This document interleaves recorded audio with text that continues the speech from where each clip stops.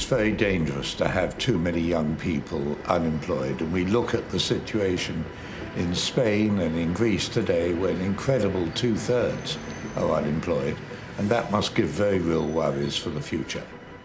And you only have to look at the rise of the far right across Europe, including in the UK, as a direct output of there not being enough jobs available for particularly the young. It's the emotional impact, it's the impact on relationships with family, self-esteem, confidence levels. So I think it can actually turn into a real downward spiral for people when, for months or even years, they're unable to find a job. When I was at school, I didn't imagine that I'd be running my own business because it's not something that you're taught at school.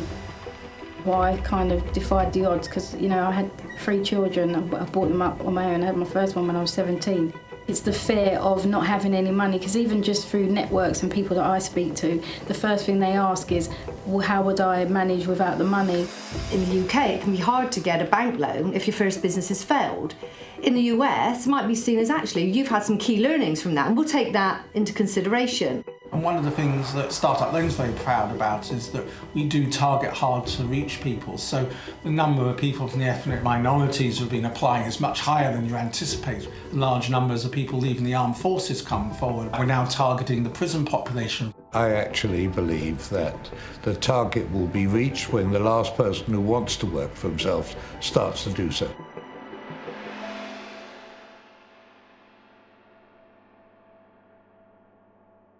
Once I'd got agreement in government that we were going to set up an outside company to run the whole program, I knew we needed an entrepreneur.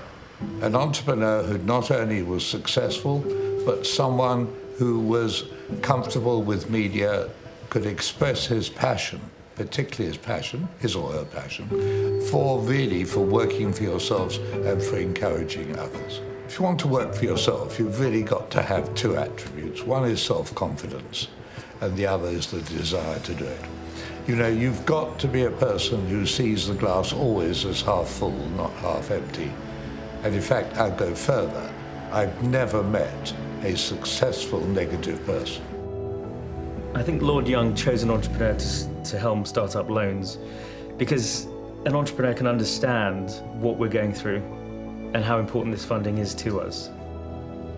James is a man looking for challenges and firsts, and he once expressed it to me, which was, again, late in the evening, which was, Luke, I hear what you're saying, but just imagine if we could do it. Just imagine the impact if you can help 20,000 people create businesses. 20,000 businesses, and imagine how many jobs that creates. The first time James walked into my office, I knew I had him. Poor chap, he didn't know, and about a few minutes later, he suddenly found that he was in employment.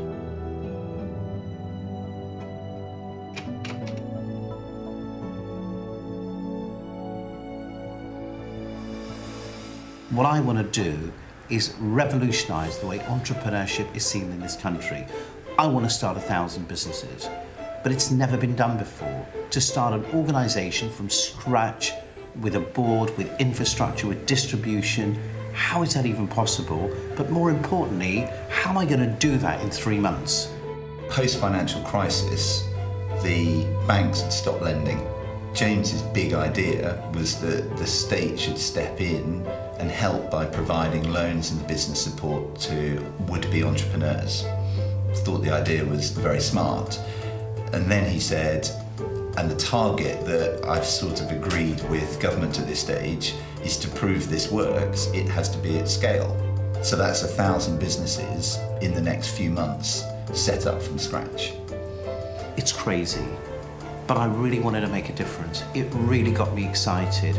This is exactly what turns me on. You were trying to sort of create something when the media story had already been set, but there was no infrastructure whatsoever to support it. I'm backing people who've never done this before, risking £140 million.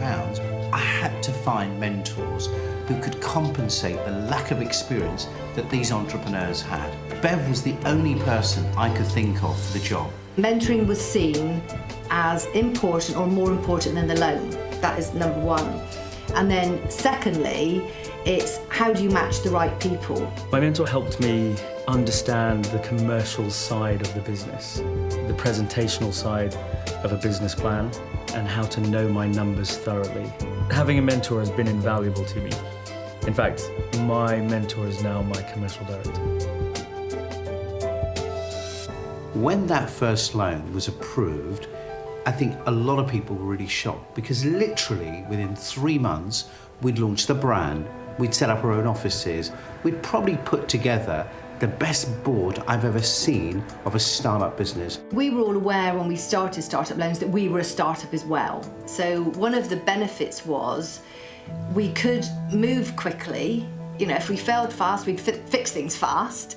I think there have been a lot of turning points. When we have a big media campaign, when somebody talks well about the Startup Loan Company, if someone's on the radio, we have a turning point.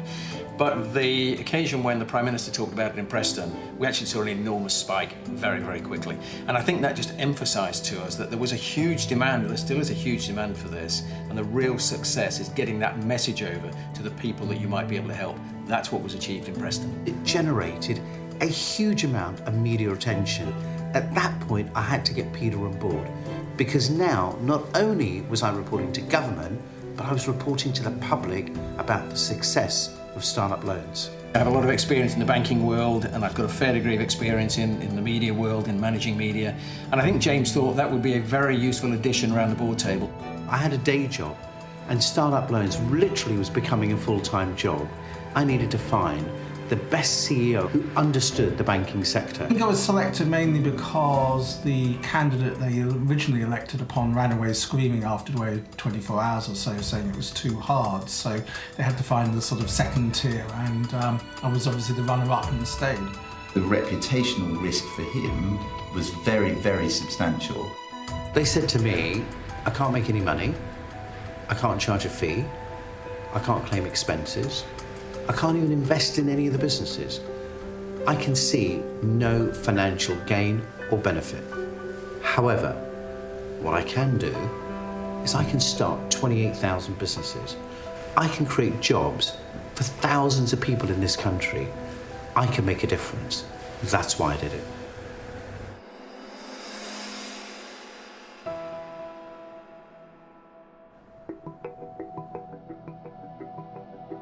Thinking Bob, I just knew it had legs.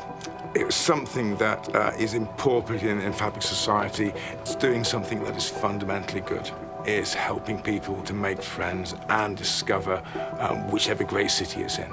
My success with this project is to bring investment to London through the Ghost Station project. To bring the spirit back to Londoners, my startup loan was a large part of realising that.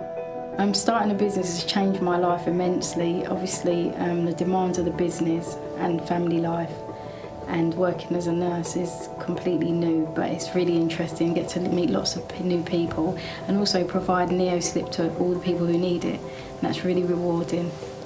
But these people had their get up and go. They were filling out their business plans. They were working with their mentors. I think we are a nation of entrepreneurs. I think people do want to be in control of their own destiny.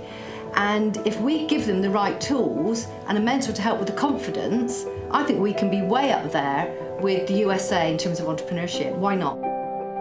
If you just said how much for every pound that you give startup loans is created an economic value, then we create about £3 for every pound invested.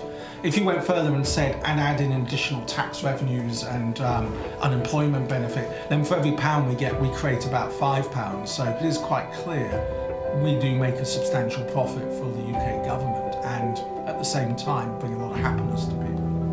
What's incredible is what we have today with Startup Loans is a blueprint. This is now ready to be rolled out throughout Europe, Asia, Australia.